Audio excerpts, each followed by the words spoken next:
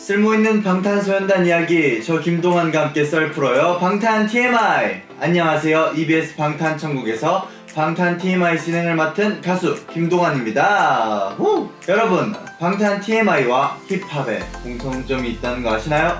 첫째, 지루하지 않다. 둘째, 솔직하다. 셋째, 통쾌함이 있다. 힙합처럼 지루하지 않고 솔직하며 통쾌하기까지 한 방탄소년단에 대한 투머치한 토크쇼 방탄 TMI 시작합니다. 방탄 TMI와 힙합의 공통점 너무 억지였나요? 그렇다면 죄송합니다. 오늘 주제랑 엮어보려고 그랬는데요. 지난번 방탄소년단의 보컬에 대해서 썰을 한번 푼 적이 있었는데요. 랩 포지션의 멤버분들을 잠깐 언급하면서 랩 분석 버전은 따로 방송을 한다고 말씀을 드렸어요. 바로 오늘이 그날입니다. 기대되시죠? 방탄소년단의 랩 그리고 힙합에 대해 썰을 풀어보려고 합니다. 네, 저와 함께 썰 풀 게스트 분도 당연히 모셔봤는데요. 한번 모셔보겠습니다. 힙합 저널리스트 김봉현 님입니다. 어서 오세요. 네, 안녕하세요. 힙합 저널리스트 김봉현입니다. 흔히들 음악 평론가로 불러주시는데 그 중에서도 저는 이 힙합과 R&B 이쪽을 중점적으로 다루고 있기 때문에 스스로 힙합 저널리스트라고 이름을 붙였고, 뭐 글도 쓰고 뭐 강연도 하고 책도 쓰고 뭐 영화제도 만들고요. 뭐 랩은 안 하지만 글과 말로 할 수 있는 모든 것을 다 하고 있습니다. 네, 일단 굉장히 이렇게만 봐도 힙하세요. 네, 감사합니다. 네, 스냅백의 이제 멋있는 딱 느낌과 굉장히 멋있으시네요. 네, 대중음악 평론가보다는 힙합 저널리스트라는 소개를 더 좋아하신다고 들었거든요. 찾아보니까 힙합과 관련된 아주 많은 활동들을 하시더라고요. 힙합을 담은 책도 많이 쓰시고 힙합 영화제도 주최하시고 다양한 프로젝트를 많이 하시는데 힙합을 좋아하시는 특별한 이유가 있으신지? 저도 많이 좀 생각을 해봤는데 근데 사실 무언가를 좋아할 때 우리가 그 이유를 정리하고 좋아하는 건 아니잖아요. 그렇죠. 하지만은 나중에 돌아보면은 뭔가 사후적으로 내가 여기에 더 끌렸었구나 이런 것들을 깨닫게 되는데 일단 저한테는 그 힙합 비트가 주는 그 좀 두근거림이라고 해야 될까, 그런 것들이 다른 장르보다 좀 더 특별했다는 것 같고요. 그리고 또 하나는 가사적으로는 굉장히 새로웠죠. 왜냐면은 이렇게 자기 얘기를 솔직하게 하는 음악은 처음 들었거든요. 꼭 내세우거나 남들이 봤을 때 올바른 것뿐만 아니라 뭔가 자기의 치부나 약점, 뭐 실수했던 것, 잘못, 그리고 자기가 삶의 바닥에 있을 때 그런 얘기까지도 정말 나의 것으로 드러내는 장르는 이것밖에 없다고 생각을 했기 때문에 맞았던 것 같습니다.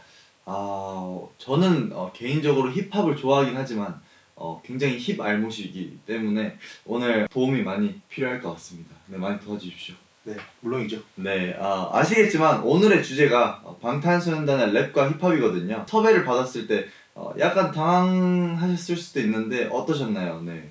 당황은 하지 않았고요. 왜냐하면 이 주제에 대해서 얘기할 사람은 거의 한국에서 거의 저밖에 없지 않을까 라는 생각을 했기 때문에 뽀이뽀이뽀이 당황은 하지 않았고 기분이 좋았죠. 제가 알기로는 또 데뷔 전부터 방탄소년단 선배님들도 아셨다고. 그렇죠.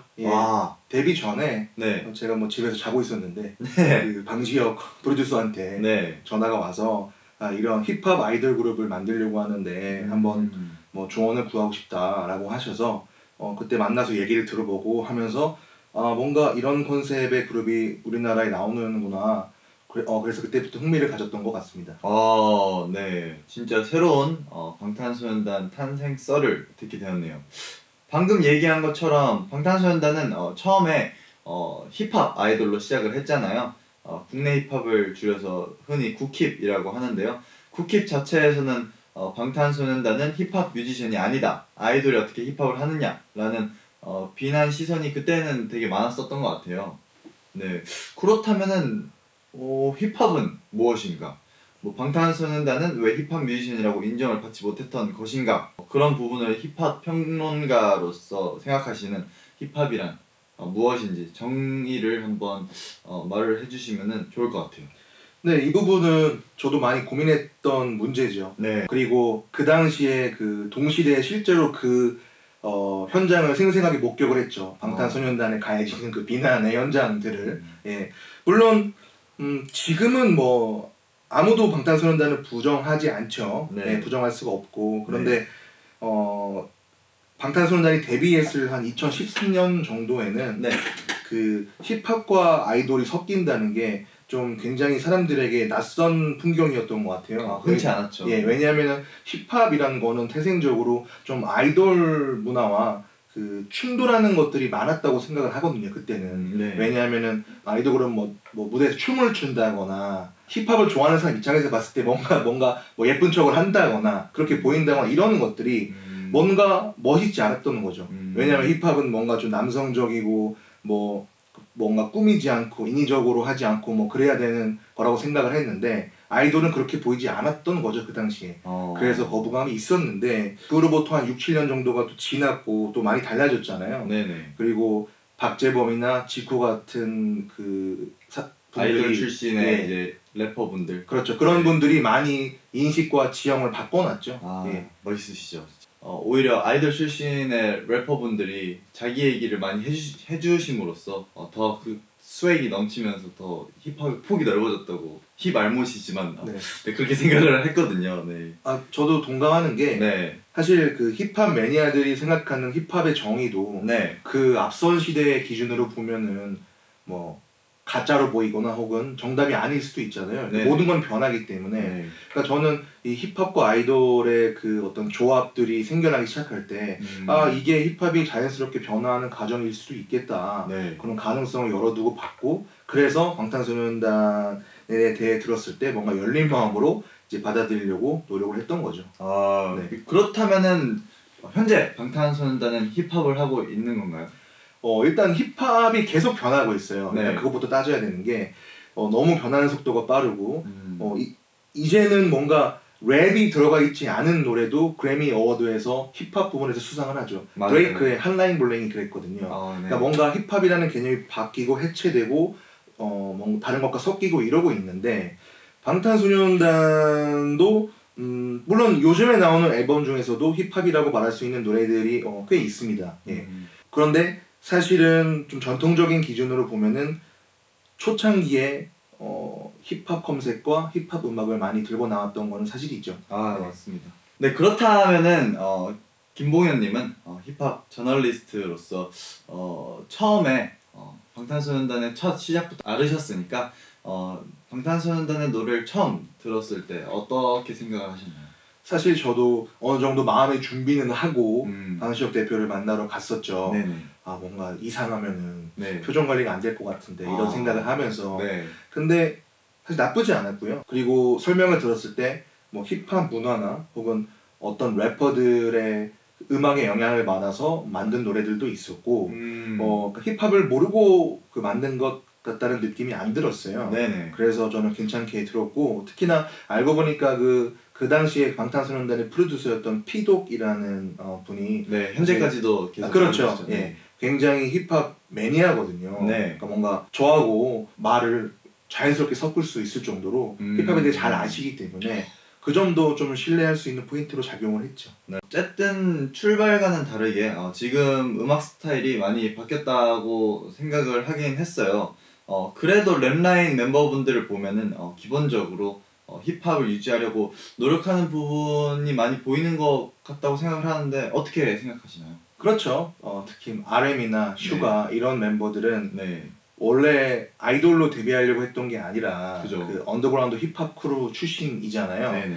그렇기 때문에 태생은 버릴 수가 없고 특히 랩이라는 그 전달하는 도구를 워낙 좋아하는 것 같기도 하고 네. 그리고 사실 더 근본적으로 보면 사실 요즘은 힙합이 팝이거든요.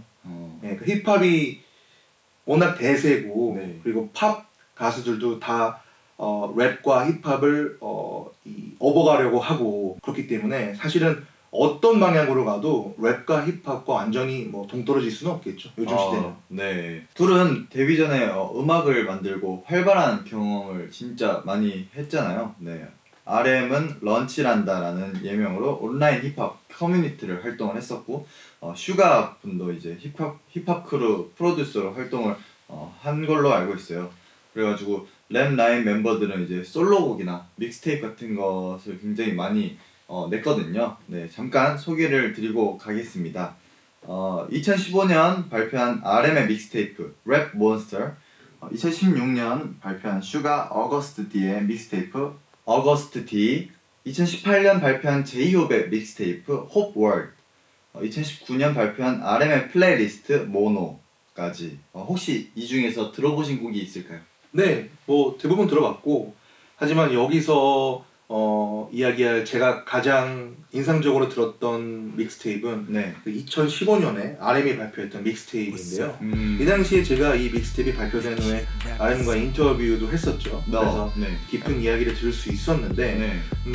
이 믹스테이프는 그 당시에 뭔가 그 힙합 매니아들로부터 뭔가 폄하를 받고 있었던 그 입장에서 자기를 증명하려고 하는 그런 욕구가 좀 보였다고 할까요? 이 앨범 전체적으로 자신의 랩 테크닉을 많이 전시하는 느낌이 강하거든요. 특히나 이 농담이라는 노래는 한 노래에 그 여러 가지 다양한 랩 기술이 들어있어요.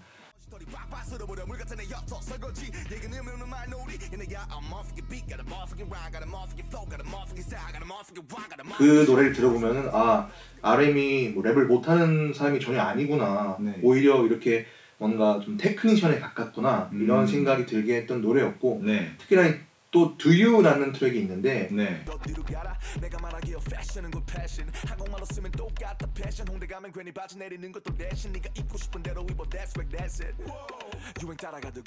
여기서는 또 뭐 엇박타기도 하고 뭔가 그 쉽지 않은 비트 위에서 굉장히 그 비트를 잘 소화하거든요.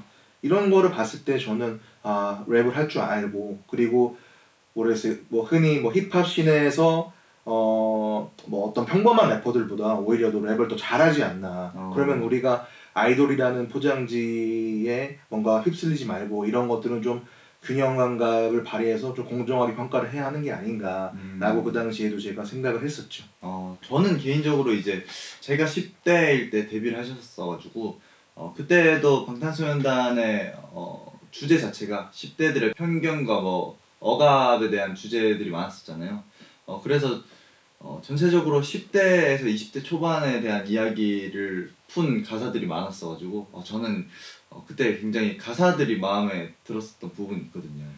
그 부분에 대해서 또 제가 할 이야기가 있는 게, 네. 이 데뷔곡이 그 No More Dream이었나요? 네, No More Dream. 예, 본인들의 그 학교에서 현실을 말하는 거잖아요. 네. 뭔가 교육 현실을 꼬집는. 네. 근데 그 당시에 힙합 팬들이 또 엄청 욕을 했어요. 왜냐하면은 이거는 굉장히 낡은 컨셉이다. 왜냐하면 그 남성 아이돌 그룹이 대한민국에서 데뷔했을 때 너무 많이 사용한 컨셉이 아니냐. 그냥 그거를 따라한 것 뿐이다. 왜냐하면 90년대 H.O.T도 전사의 후예라는 데뷔곡이 있었고 그 후로 그런 컨셉들이 많았거든요. 네. 근데 제가 뭐 방지혁 대표와 그때 대화를 해봤을 때 이미 그런 거 다 알고 있다. 그런데 이 멤버들이 다른 가사를 써왔을 때 뭔가 이 멤버들의 진짜 얘기가 아닌 것 같은 느낌이 들었고, 그래서 수십 번 이렇게 가사를 고쳤는데 정말 이 멤버들의 진실한 이야기하는 생각이 든 가사가 바로 본인들의 학교 현실에 대한 가사였다. 예. 그래서 저는 이 컨셉이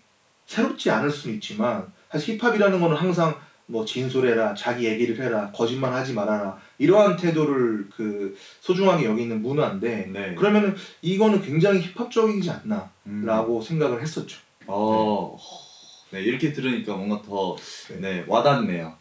네, 또 저는 RM의 노래 중에서 PDD라는 노래를 좋아하는데요. 네. 이 PDD는 약자인데 그 Please Don't Die 의 약자입니다. 제발 죽지 마. 이 대상이 뭐냐면 헤이터들이거든요. 본인을 싫어하는 사람들, 본인을 깎아내리는 사람들, 인정하지 않는 사람들인데 Please don't die. 내가 널 속이 전까지 Please don't die.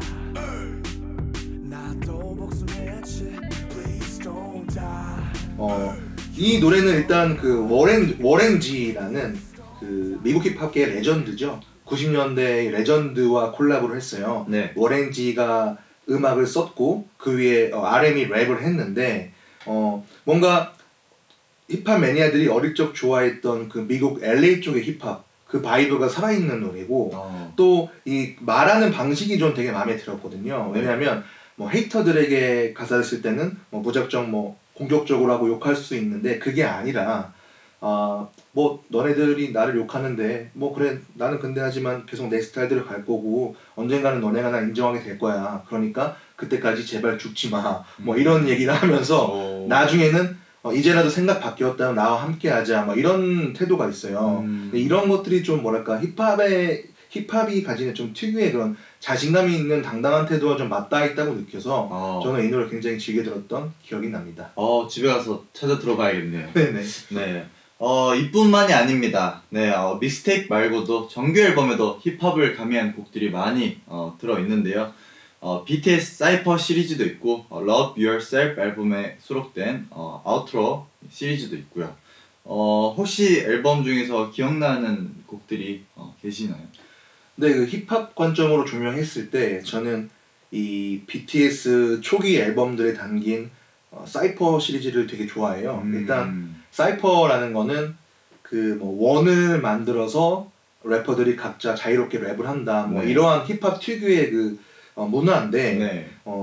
이것이 그 노래로 따지자면은 뭔가 그 래퍼들이 각자 자기의 그 랩 벌스를 뽐내는 자유롭게 뭐 이러한 형식의 노래라고 할 수 있는데요. 네, 이 사이퍼 시리즈가 저는 굉장히 힙합적이라고 생각을 해서 오늘 올 때도 제가 차 안에서 듣고 왔거든요. 예, 일단은 그 힙합이 계속 변화하긴 하지만 힙합의 가장 순수한 초기 형태는 사실 비트와 랩이란 말이죠. 네. 그러니까 노래나 다른 것들이 섞이지 않고 오직 비트와 랩만 있을 때 그게 힙합의 가장 원초적인 형태인데 네. 사실 이 사이퍼 시리즈들이 다 그런 형태를 띠고 있어요. 비트랑 랩밖에 없죠.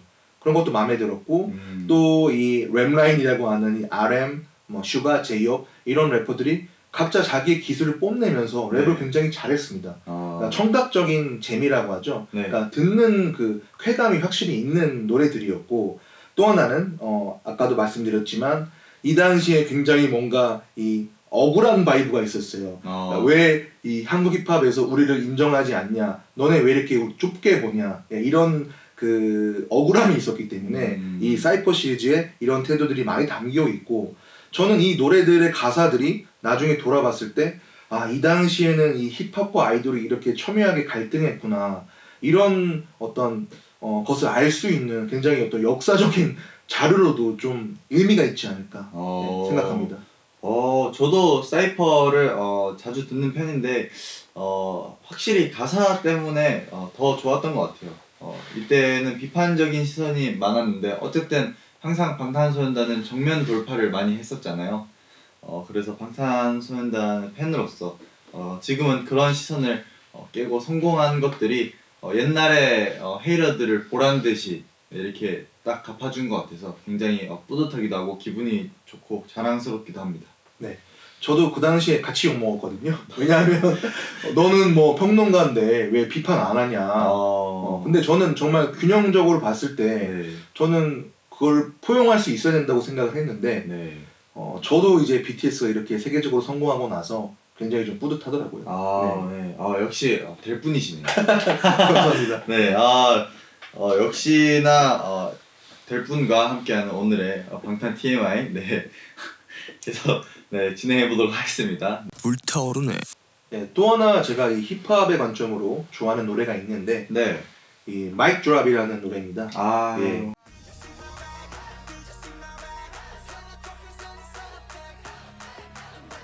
이 노래는 또 최근에 팬들도 많이 아시는 그런 노래일 텐데 이 비트도 굉장히 뭔가 정신 없으면서도 굉장히 뭔가 사람을 이렇게 흥분하게 하잖아요. 맞아요. 거기에다가 랩도 뭐랄까 비트와 한 몸인 것처럼 랩을 되게 잘 했어요.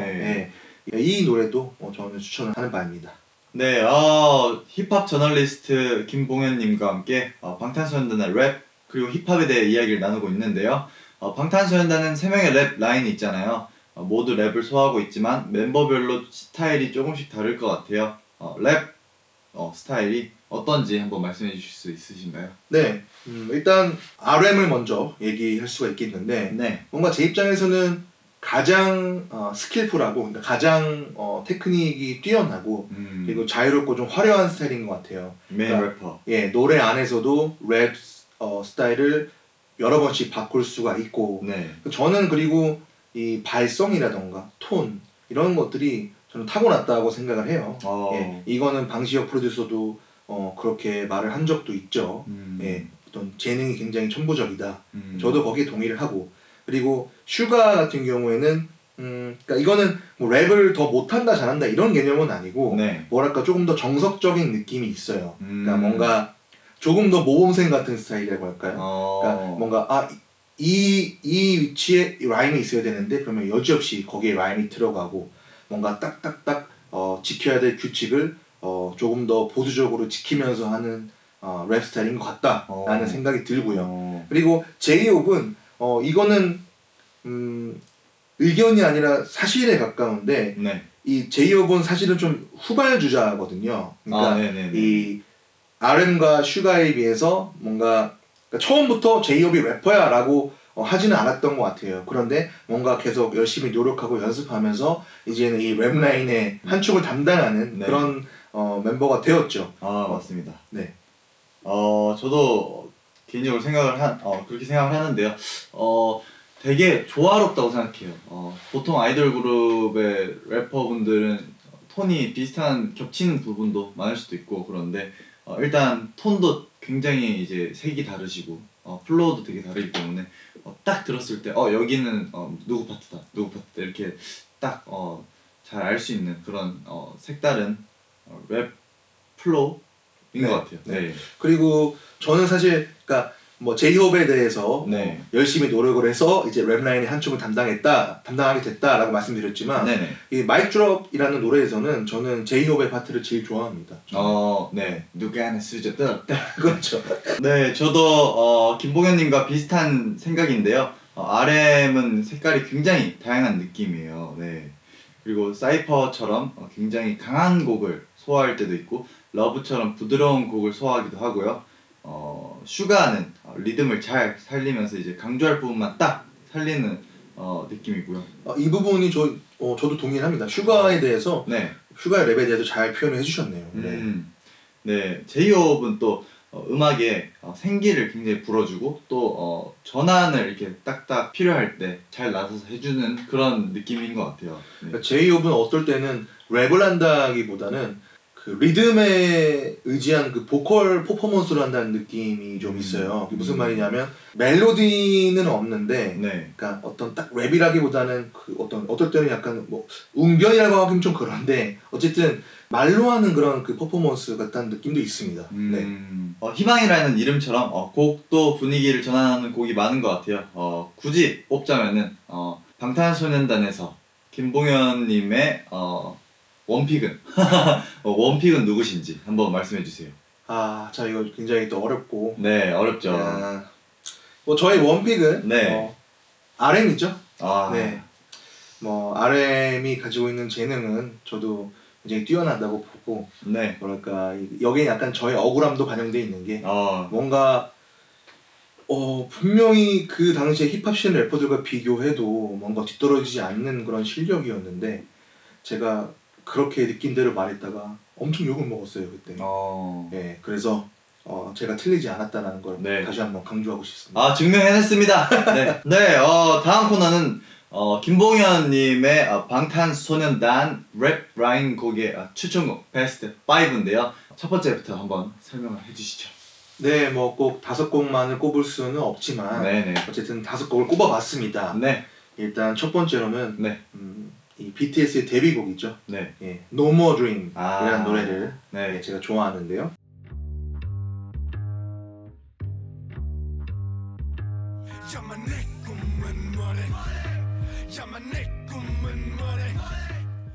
이 노래는 일단 처음에 그 굉장히 육중한 베이스 라인이 나오거든요. 이 90년대 힙합 음악을 좋아했던 사람이라면 여기서 또 저희 나이가 나오는데 굉장히 익숙하고 또 환영할 만한 그런 사운드죠. 굉장히 어둡고 육중한 베이스가 나오면서 그리고 또 이 무거운 비트들이 계속 흐르면서 학교 현실에 대한 이야기를 하죠. 맞아요. 뭐 H.O.T의 전사의 후예가 떠오르기도 하고 실제로 이 노래가 그래도 이 BTS가 힙합을 좋아하는구나 그리고 네. 힙합 컨셉이구나 라는 것을 알 수 있었다는 면에서 뭔가 좀 의미가 있었던 그런 싱글이고요. 저도 그렇게 생각을 하는데, 사실 유행은 돌고 돌잖아요. 사실 제가 H.O.T 선배님의 시대가 아니기 때문에 그 시절의 전사의 후회를 이렇게 잘 듣진 못했는데, 그게 이제 유행이 이렇게 돌고 돌면서 네. 또 방탄소년단 선배님들께서 이렇게 또 한 번 더 이제 학교 10대들의 뭐 억압과 핍박 그런 걸 또 다시 한번 꼬집어주면서 저는 그런 노래가 그 당시엔 없었으니까 네. 되게 저한테는 신선했어요. 네. 그런 또 부분이 있습니다. 그러니까 바로 이 지점이 되게 좀 의미 있는 말씀이라고 생각을 하는 게 네네. 힙합 팬들이나 혹은 어떤 사람들은 뭐 H.O.T가 먼저 했던 거 아니냐라고 하지만 이게 벌써 한 20년이 지나는 거잖아요. 네네네. 사실 다 돌고 도는 거고 그리고 이렇게 H.O.T를 모르는 세대들에게는 이런 또 컨셉과 이런 스타일을 보여줘야 되고 또 그 보여주면 신선하게 다가갈 수도 있고 네네. 이런 것들이 중요한데 네. 좀 사람들이 좀 유연하게 생각했으면 좋겠다는 바람을 가져봅니다. 네. 희망을 가지면서 네. 두 번째 곡 한번 소개해 주시죠. 네, 이 노래는 상대적으로 좀 알려지지 않은 노래일 것 같은데 이 초창기 앨범에 수록되었었던 If I Rule the World 라는 노래입니다. 네.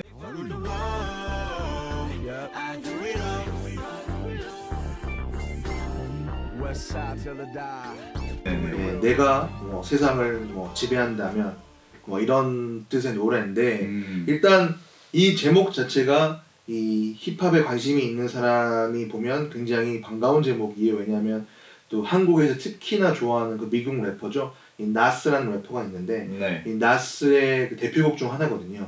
90년대에 이 노래를 냈었고 그 노래가 가지고 있는 메시지가 뭐냐면 내가 만약 세상을 지배하게 된다면 나는 나의 모든 흑인 형제들을 다 해방해서 자유롭게 만들 거야. 이런 메시지를 담고 있었어요. 왜냐면 흑인들이 아시겠지만 노예 시절부터 시작을 해서 지금도 뭔가 핍박을 받고 있으니까 그런 굉장히 좀 찡한 메시지를 담고 있었는데 이 방탄소년단은 이 노래를 자기들의 관점에서 자기들의 그 세대에 맞게 다르게 풀어냈던 거고 그리고 이 노래의 사운드는 그러니까 나스라는 래퍼는 그 뉴욕 쪽 출신이라 네. 그쪽에 뭔가 딱딱한 그 사운드를 갖고 있는데 오히려 이 방탄소년단의 노래는 그 LA 쪽 사운드입니다. 뭔가 그 야자수가 있는 해변에서 오픈카를 타고 드라이빙하면서 들어야 될 것 같은 그런 사운드를 가지고 있는 노래고요. 네. 그리고 세 번째로 제가 꼽을 곡은 네. 이 사이퍼 중에서도 세 번째 사이퍼예요. 사이퍼 3. 이 트랙의 부제가 킬러입니다.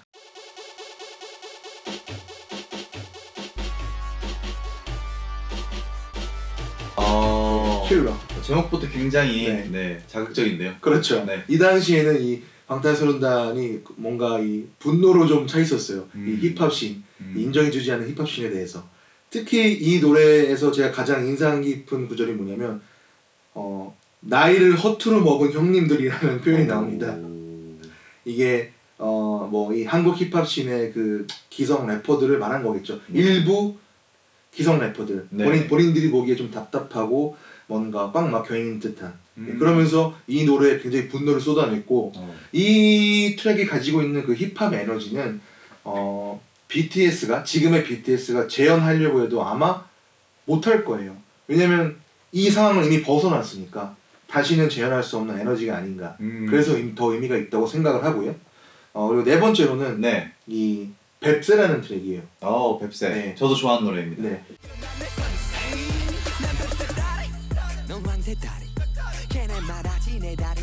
이 노래 메시지를 혹시 가사에 공감을 하시나요? 저는 가사보단 솔직히 말하면은 저는 그 통통 튀는 그 비트와 랩 플로우가 되게 좋더라고요.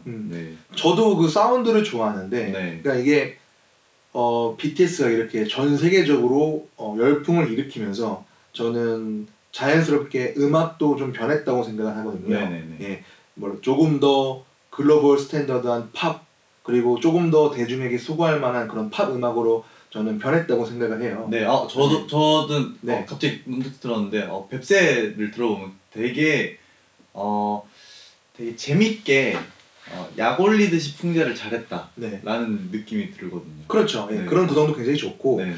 그리고 뱁새는 그 당시에 미국에서 유행했던 그 주류 힙합 사운드를 저는 가져왔다고 생각을 하거든요. 뭔가 클럽에서 들을 수 있고 그리고 뭔가 이 빌보드에서도 1위 다투는 그런 세련된 힙합 사운드를 네. 차용했다고 생각을 해서 이 노래를 꼽아봤고 네.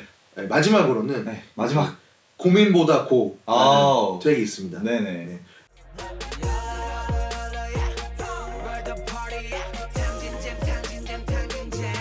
이 트랙 역시 당시에 저는 이 트랙에 대해서 그 프로듀서 피독과 직접 이제 대화를 나눈 적이 있는데 네. 예, 이 노래가 일명 플룻 사운드를 갖고 있어요. 사람이 플룻을 부는 것 같은. 아.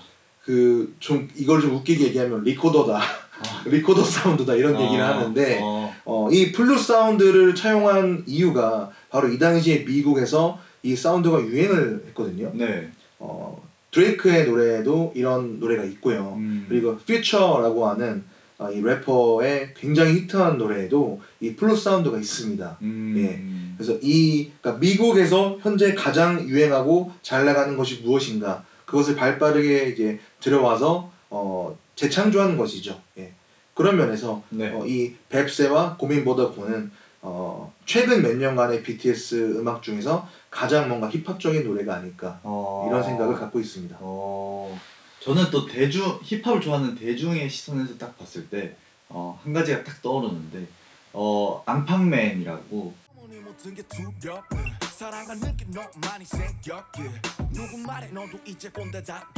저는 어떻게 보면은 방탄소년단 선배님들이 가진 아이돌스러운 멋스러움과 그리고 또 힙합적으로 가진 힙스러움의 장점을 다 합친 그런 곡이라고 생각하거든요. 네. 그래서 팬분들도 좋아하실 수 있고 대중분들도 좋아하실 수 있는 그런 곡이라고 네.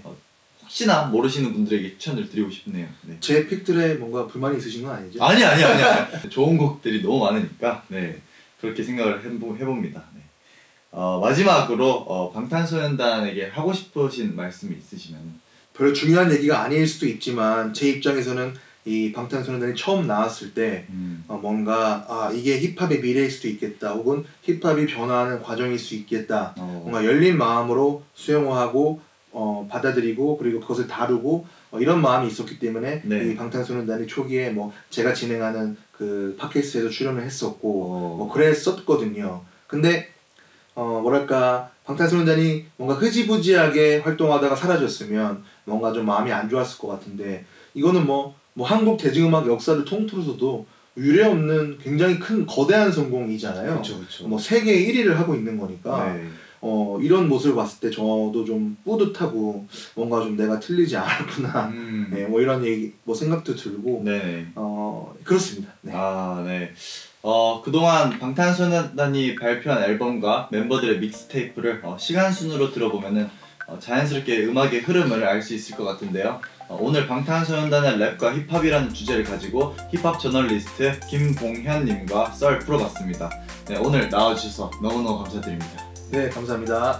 계속 듣고 싶은 투머치 방탄 토크 김동완의 방탄 TMI는 또 돌아옵니다. 이 방송은 유튜브와 팟빵에서 다시 시청하실 수 있습니다. 구독과 좋아요도 많이 눌러주세요. 그럼 안녕.